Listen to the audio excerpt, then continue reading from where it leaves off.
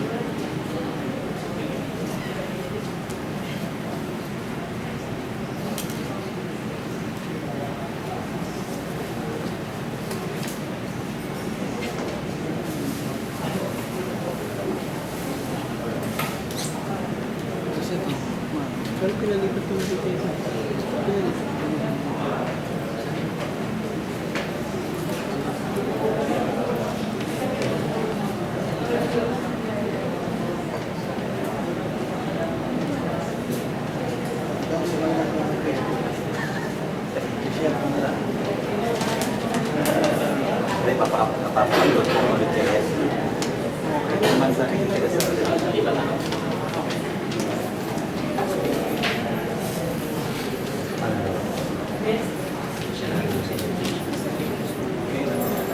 Si Dimbeya o ano, beso-beso kaming dalawa.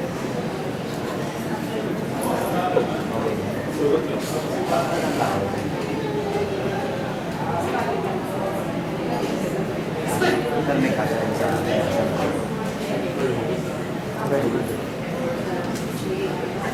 Okay, ready na. Ayaw mag-iikip ha? Okay na ito, naka-record na.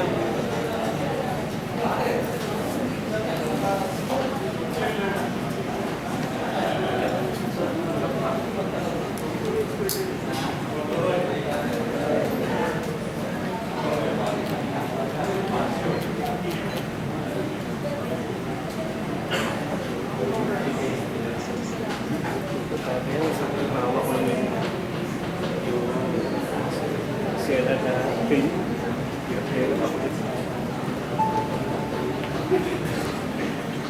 Ayaw po ito na. Sila ginawa tayo. Kaya ayoko na makapit.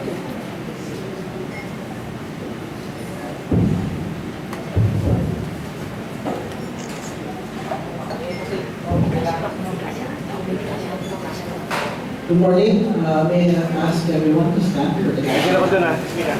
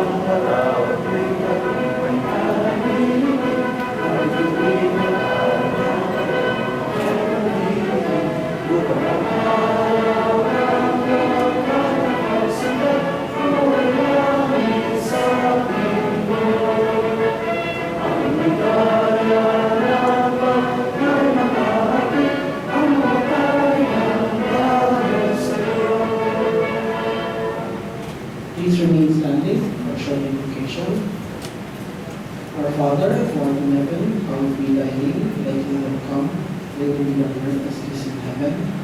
Give us this day our daily bread and forgive us our sins, as we forgive those who sin against us. And lead us not into temptation, and let us from evil. Amen. Please sit down.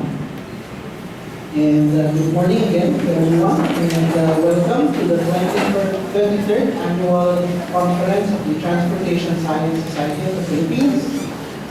This year's conference is being hosted by the University of the Philippines National Center for Transportation Studies. And for those of you who have already browsed our program for today's conference, you will notice that we have a lot of activities set today, including a panel discussion later on, and then in the afternoon we will have some technical sessions where we will be having several presentations on various topics on transportation. And so without further ado, may I now call on to deliver the welcoming remarks for this conference, the current president of the Mapua Institute of Technology and the president of the Transportation Science Society of the Philippines, Dr. Reynaldo Reyes.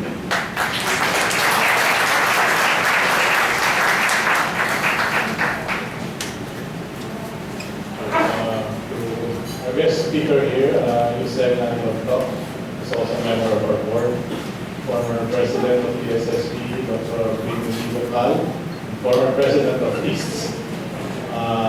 The other board members here, current and past, to be members of the society and to corporate members, associate members, and regular members, to our students and guests and friends.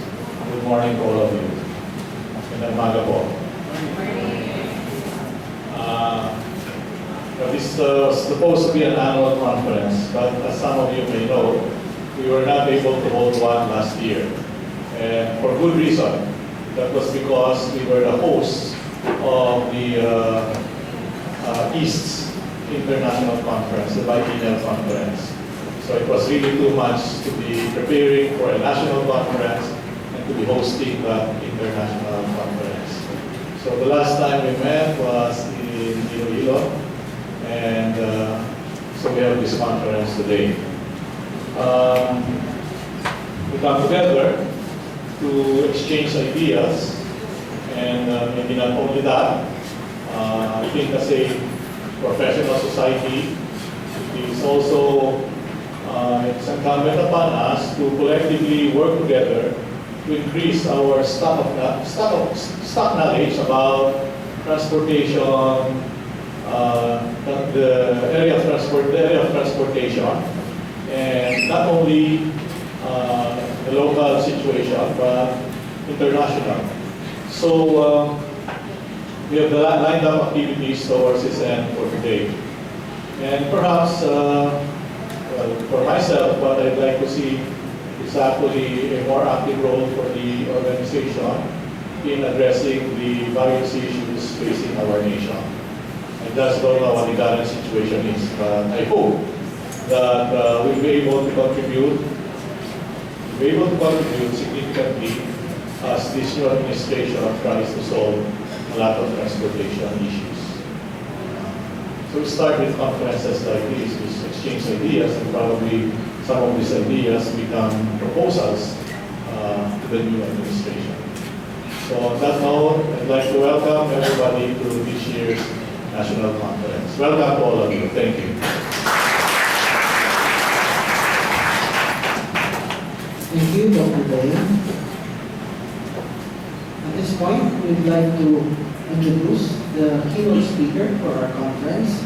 Our keynote speaker is not a stranger to a lot of us, considering that she has been working with us in the various capacities in the last 3 years, including as a faculty member of the School of Urban and Regional Planning. The keynote speaker is also a champion of environmental sustainable transport, leading the Department of Transportation and Communications in the formulation of a national environmentally sustainable transport strategy in the last few years, and continues to promote EST wherever she attends and wherever she participates in terms of both as a speaker, as a resource person, and as a initiator of various activities. Please help me welcome our keynote speaker, the Honorable Annalyn Arlondo, the Undersecretary for Road Transport and Infrastructure of the Department of Transportation.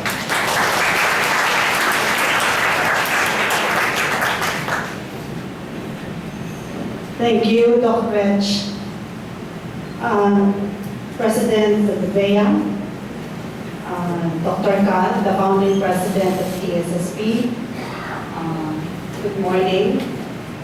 And I would like to say that it's always a pleasure to be with colleagues, mentors, friends, and the many distinguished members of the transport community. From here, I can see familiar faces, and I'm happy for that. I also would like to thank TSSP for its 23rd annual conference, and your sharing with each other of how we can further improve on our transport system. And I really hope that whatever you are studying can be implemented. I also would like to thank the board for the invitation to the new Secretary of the Department of Transportation, Attorney Arthur Tugade, who is also sending his best wishes to all of you and has asked me to come over and attend myself. Being a member of the Transportation Society, Science Society of the Philippines, I am glad that we are given the opportunity to convey to you what changes you can expect from your Department of Transportation. Being an official myself of the department for more than a decade, I am disappointed like you at the state of transportation system in our country. Our infrastructure and policies have not been able to keep up with economic development, the rate of urbanization, the increase in population, the increase in motorization, and the developments around the world. There is so much to do. But President Duterte in his SONA has said that finger pointing is not the way, as it is the present that we have to be concerned about and the future that we have to be prepared for. At the onset, the new Secretary has led the new officials in drawing up the roadmap for the Transportation Department. When we are in firefighting and catching up mode at the moment, we also look at low-hanging fruits which are easily implementable and which are common sense solutions to the problems that we are in right now. But at the same time, we never lose sight of our need to have a strategic plan, a national transport policy, and a long-term plan for our transportation system for the next 30 years. In the first 100 days, top of the list is solving traffic congestion on the road and on the air, improving mass transit capacity, that is of MRT 3, LRT 1, and 2, and the strategic action plan for rural development in the central part of the country. We know that the traffic problem is not only in Metro Manila. Traffic congestion is also a serious problem in all our cities, or major cities at that, Davao, Cebu, Baguio, and many others. A week ago, I was invited to a traffic summit in San Pascual, Batangas, a small town in the midst of the Batangas Industrial Corridor of Batangas City to Bawan, Batangas. In their situation, I suggested that they have to work with the RTC and four neighboring LGUs to address the problem, as no matter what they do, if the contiguous towns are as congested, they will be still affected. Like everything else, A comprehensive, holistic solution is needed. Piecemeal approaches do not work. In Metro Manila, NCTS estimated the economic loss from traffic jams at 3 billion a day, an amount equivalent to 0.8% of the gross domestic product in 2015. Unless decisive action is taken, daily cost could rise to 6 billion per day by 2030. Everyone must cooperate. Everyone must do its share. Not only the government, but the private sector, the motorists, the business, the commuters as well. In Metro Manila, MMDA is the agency mandated to manage traffic. But the President has directed our Secretary to Gadi na pakialaman muna ito. Yan ang bilin o yan ang instruction sa bago nating Secretary. Thus, with the roadmap formulated, I summed it up as the 3 E's plus 1 E of traffic management, with the 1 E being the environmentally sustainable transport, such as mass transit being our MRT, LRTs, and railways, BRTs, MNTs, high quality buses, among others. So naisingit ko ulit yung ESDN, doctorate. We do realize that conventional solutions do not work as long as public transport remains of low quality. We acknowledge that improved traffic enforcement will provide only temporary relief, so in more roads, flyovers, and bridges. Such measures support private vehicle use, thus increasing further cars and motorcycles on the road. This further supports the auto-centric society that we are in right now. As one can readily conclude, the root cause is more and more private vehicles in limited road space.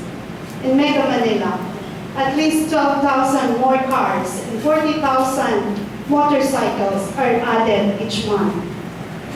There are 400 additional cars added each day, and therefore, to accommodate such volume without creating more traffic, we would need to build 8 kilometers of road each day, or the equivalent of 1 additional lane in EDSA every 3 days.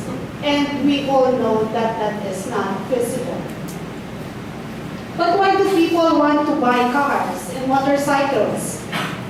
Well, it is because public transport is inconvenient, uncomfortable, unreliable, and unsafe. A car, even if stuck in traffic, will provide more comfort and convenience than the current low-quality public transport. With strong economic growth and rising incomes and affordable vehicles financing, many can afford now to buy a car or motorcycle.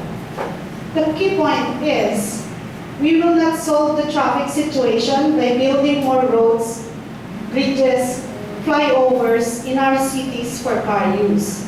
Instead, we should focus on high-quality public transport. Traffic congestion will be solved when commuters abandon car motorcycle use and choose public transport as the best option. How do we get car users to shift to public transport? How do we give public transport users from shifting to car or motorcycle use? Indeed, this is an adaptive challenge that we all must face.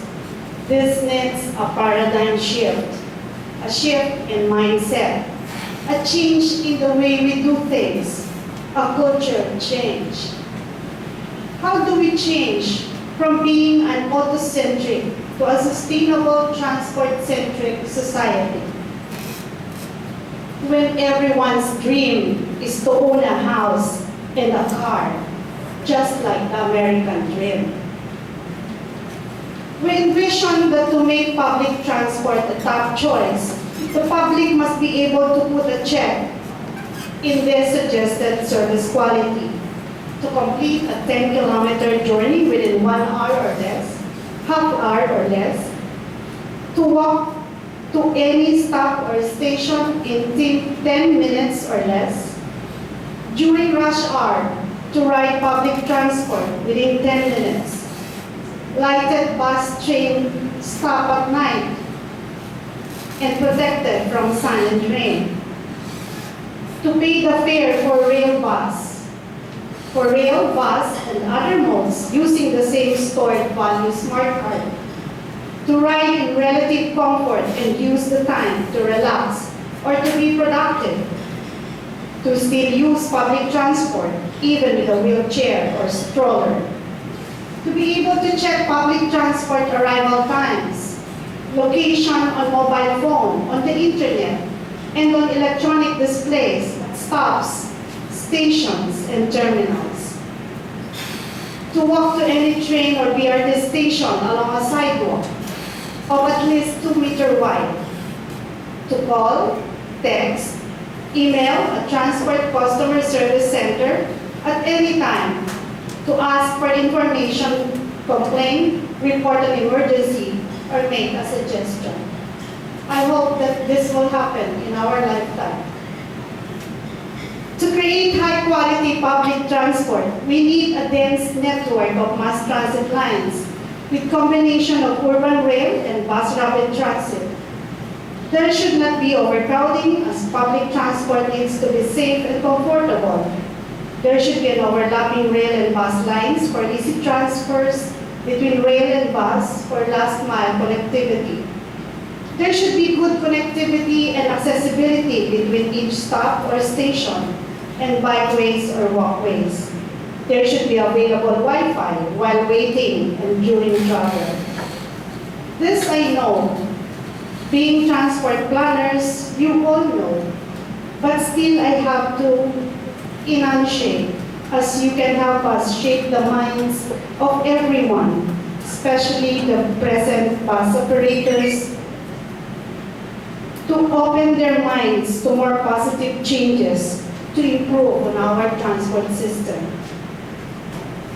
A study suggested that Mega Manila should expand its urban rail network to at least 200 kilometers by 2030. The target is to have additional 150 kilometers over the next 15 years. Major cities with high public transport use, such as London, Seoul, and Tokyo, have over 300 kilometers of urban rail. That is a combination of subways and light railways. This may be done with the government providing infrastructure, regulation, and monitoring, and the private sector providing the rolling stock and O&M via PPP. We keep in mind that all railways development should be based on integration and interoperability of the different rail lines so the trains can move from one rail line to another, enabling convenient passenger transfers. We also take note to integrate the loading and unloading bays for road transport near the stations of upcoming rail projects.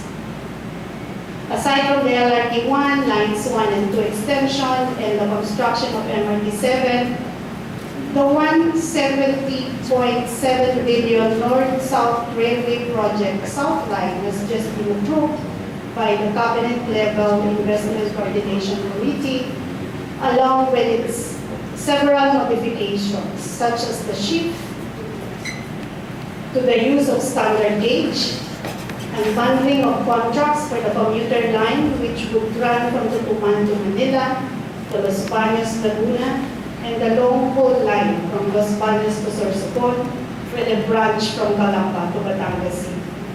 The projects were set to have a 34-year concession period. At the same time, in the works is the modernization of the road-based transport system. These are 4 BRTs, 1 in Cebu, and 3 in Mega Manila. That's in Quezon Avenue, EDSA, and C5, where we will provide dedicated lanes for public transport on major roads to ensure faster and reliable travel times. These BRTs are in the different stages of project planning and implementation. Last week, EDSA BRT has just been endorsed by cabinet-level ICC for approval by the NEDA board. Modernization would mean promotion of industry consolidation to enable more efficient oversight, plus improved operator access to financing, technical know-how, and professional management. Requirement of vehicle upgrade to higher capacity, low emission, higher quality units. Availability of vehicle financing, adoption of a reformed business model to eliminate on-street competition and enable incentives based on performance and customer satisfaction, and use of IT systems to monitor service quality and operator compliance with standards. There are several measures which are under study to reduce the use of private vehicles. These are vehicle registration to be linked to proof of private parking space availability, higher vehicle registration fees, parking space levy for non-residential parking spaces within city centers, where each space pays a daily tax levy whether it is used or not. The road congestion charging, such as those practiced in Singapore, London, and Stockholm, and road diet, or conversion of road space into pedestrian walkways, bikeways, public space. As transport planners, we must help to make people and even policymakers shape perspective. We must try to educate and raise the awareness of the decision makers in government, especially those planning for and implementing transport-related policies, plans, and programs, the motorists, the business sector, and the public in general. That transport is much more than highways, roads, and bridges. It's about moving more people than the vehicles. It is prioritizing public transport over private vehicles. It is measuring performance efficiency in terms of number of persons moved rather than the number of vehicles moved. It is about balancing the interests of pedestrians, cyclists, and public transport users in the use of road space. We must always bear in mind that the vast majority of Filipinos are not car owners. Therefore, more efficient car use should not be our objective. While these infrastructure projects will take longer time to complete, the ones I mentioned earlier, immediate public transport solutions are the continuous deployment of more point-to-point buses in identified areas, high-premium airport buses, eConnect buses, and other innovative bus services. This August, we will start the Fairview to Makati run. This September, we will have 8 more routes to run. 11 more routes are also being seriously studied for rollout before the year ends. LTFRB is now doing the inventory of public utility vehicles, starting with the buses, to determine their real number in operation and on the road, so that rationalization of public transport could be started, along with the improvement of process of approving routes and issuing franchises. In the process, we shall try to follow the hierarchy of modes of urban transport. In the meantime, also, and until we have attained a substantial headway in deploying quality transport infrastructure and services, the immediate solution for now is traffic enforcement. I think it is the hardest part of traffic management. That is, the strict and continuous traffic enforcement will be the mainstay in the major thoroughfares, where HPG, or our Highway Patrol Group, leads the pack of 10 teams of interagency traffic enforcers from MMDA, LTO, LTFRB, and local government units. Let us support them. It is no easy task to manage motorists who have problem in driving behavior, which affect traffic flow, and worse, would cause multiple collisions and stall traffic. Since 5:20 this morning, we have like 10 accidents or vehicle accidents along EDSA, southbound. And it is the most congested part of Metropolis, and at this raining, this rush hour, and raining at that.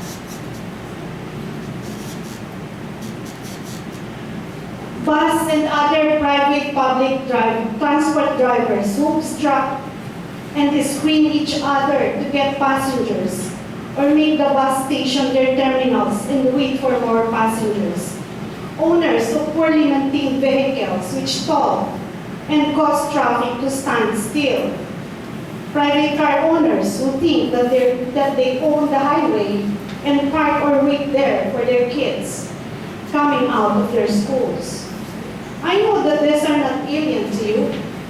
There are much more problems on the road, as you may have observed or experienced yourselves. Indeed, we badly need education and behavioral change. As TSSP, I hope we can do our share in this. Parang marami na akong sinasabing gagawin. To complement the management of traffic flow, a composite team of LGU traffic enforcers, MMDA, LTO, and TFRB and HPG enforce measures aimed at regaining more road space, such as anti-illegal parking, anti-coloro campaign, ticketing those buses and taxis violating the no obstruction policy, the nose in, nose out policy for buses, and the 30-second rule for buses. Also, the clearing of sidewalks are being done. That's only addressing road congestion.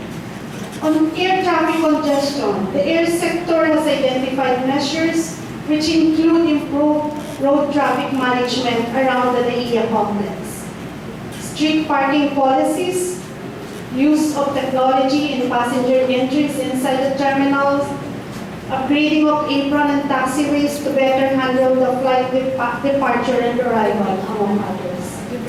One major directive from the President in his zona is the transfer of general aviation to Summit Airport. The rural development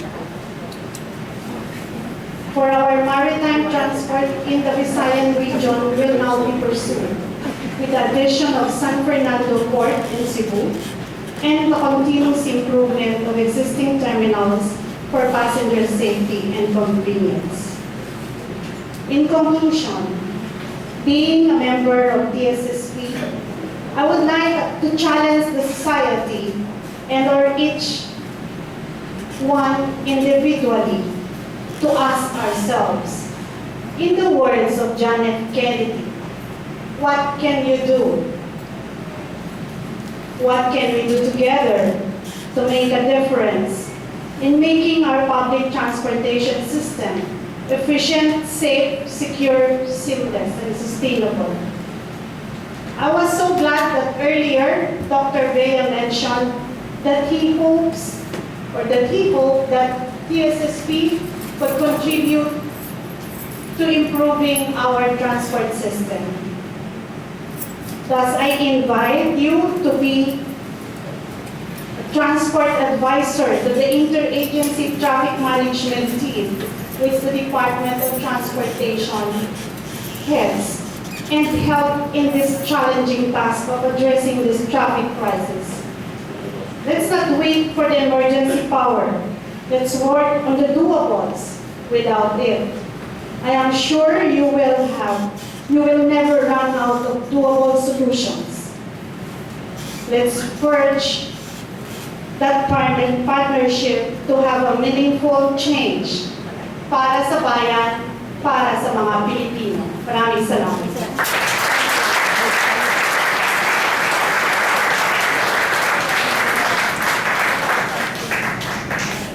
Thank you, Mr. Blanco.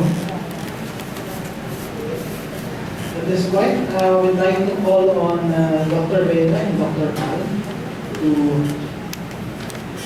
give our certificate of appreciation to Mr. Blanco and our token. Certificate reads, Certificate of Appreciation to Undersecretary Annie Arnold for valuable contribution as keynote speaker for the 23rd Annual Conference of the Transportation Science Society of the Philippines with the theme What Gets Measured Gets Managed, Transportation Data and Statistics, given this 8th day of August 2016 at the NCTS, University of the Philippines, Diliman, Quezon City. Signed, Dr. Reynaldo Bayern, President.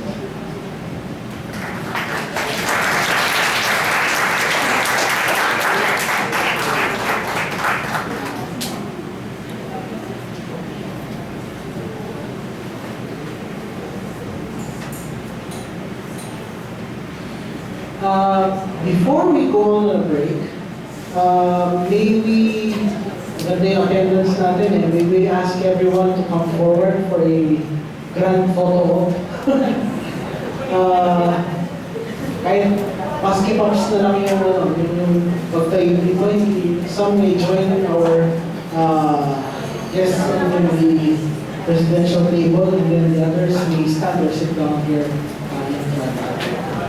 So, Salamat.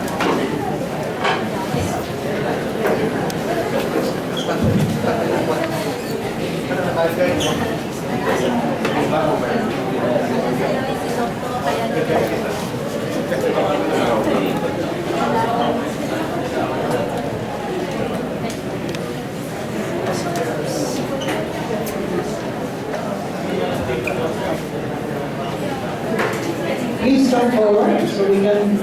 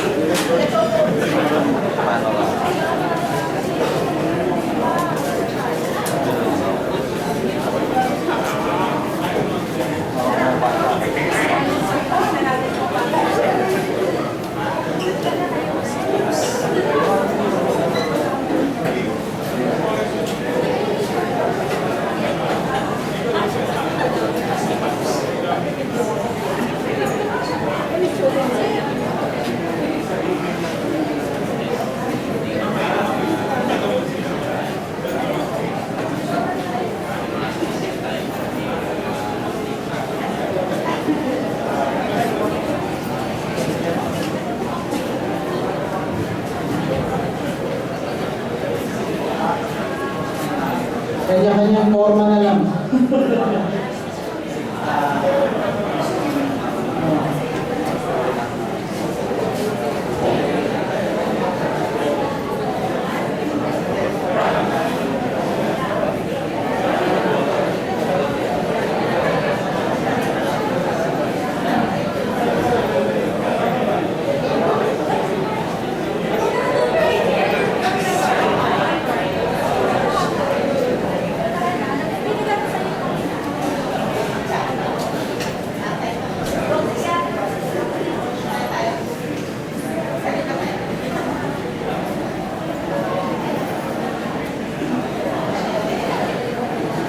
Compress na lang.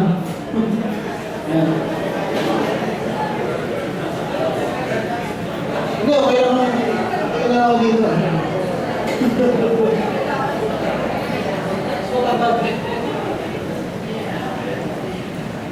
Okay?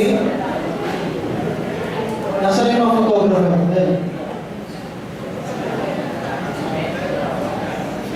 We will just post a high-resolution photo for everyone to be able to download later.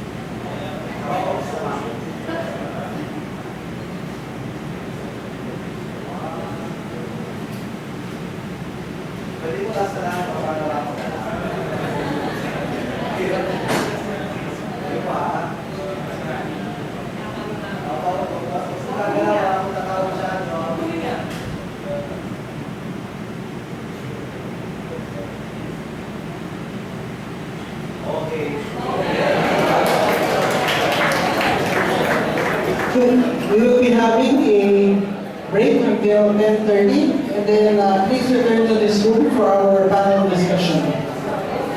Turuan nga kita nito. Turuan kita. Nakasuot na eh. Nabili ko din yan. Portion by portion lang. Tapos, hindi na naman natin sa tapos. Next time, go mo. Pero may pasa. May pasa. Hindi na tayo.